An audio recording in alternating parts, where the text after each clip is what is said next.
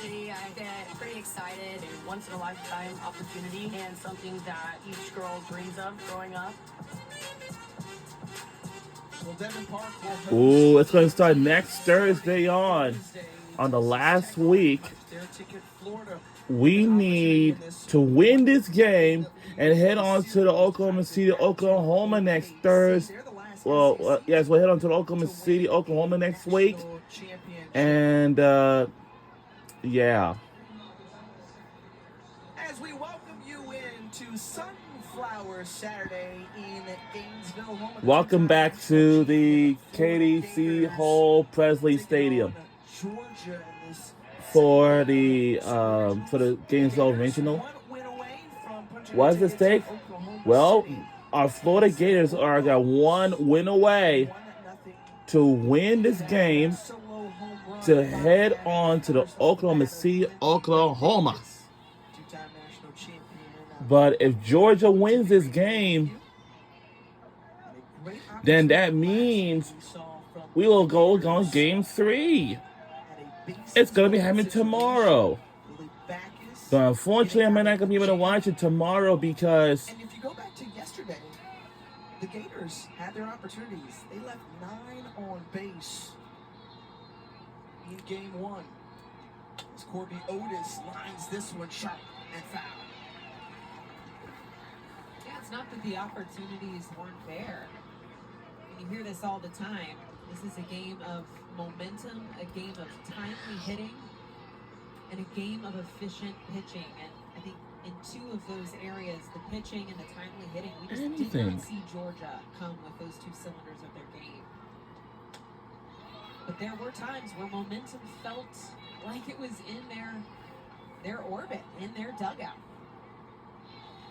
A team that has battled all year long, especially through SEC play, and talking to head coach Tony Baldwin, he said, I can't even count how many times it came down to 1 pitch, 1 out, 1 swing. In fact, 6 series throughout the by year. now, Had a chance in game Florida, Georgia, it's always been a rivalry game every year. But for Florida Gators, they do have another rivalry game, which is against Florida State. And Georgia, they have us, and they also have against Georgia Tech, Yellow Jackets. Rivalry games has just been kind of pays off. And for rivalry games for Notre Dame, now they're doing it for Clemson, but that's going to probably be coming to an end. They faced against each other for about 95 times. Being the Achilles heel of this Georgia staff all season long. We saw 7 yesterday. A couple given up by Backus yesterday, or already in this game rather, but she was able to handle business as Otis does the same. And we are back in business by now. And no one did got us out.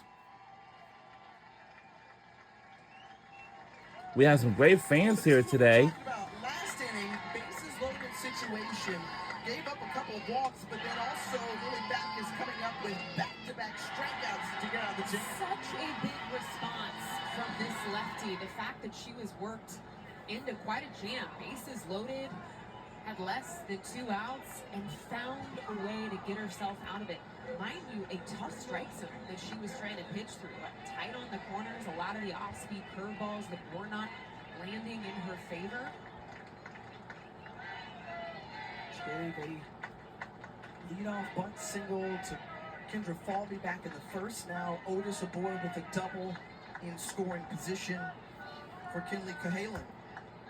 This is Corby Otis' 3rd hit this postseason. A little bit under her numbers for the year, but finding her way in the 7 hole.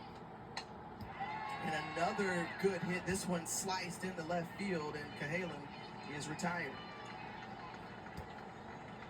This Georgia team fighting for their season to stay alive.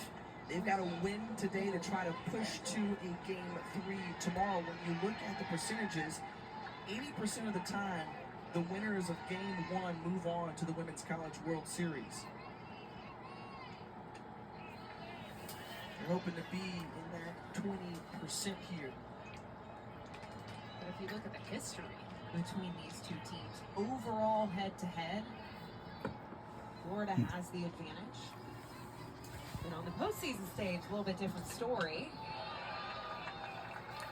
Overall, Georgia 5-2 against Florida in the NCAA tournament. Just a bit. Was 4-0 in super regionals against Florida until yesterday, dropping their first game on this stage against this team.